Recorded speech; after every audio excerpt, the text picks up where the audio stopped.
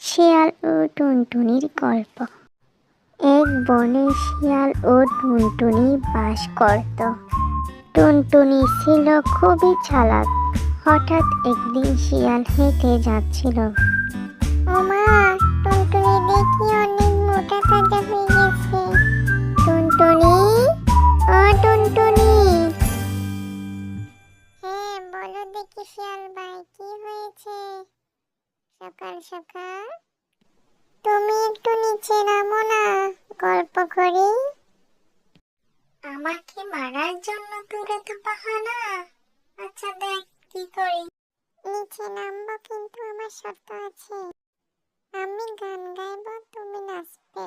আচ্ছা ঠিক আছে ঠিক আছে।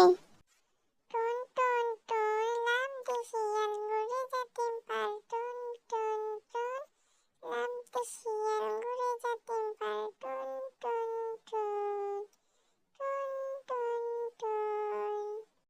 ওমা, এই তো দেখি অনেক কষ্টের নাচ। এবার কেমন লাগছে শিয়াল দাদা?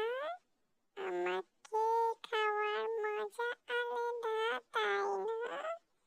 দেখ দেখ, মজা কাকে বলে দেখ।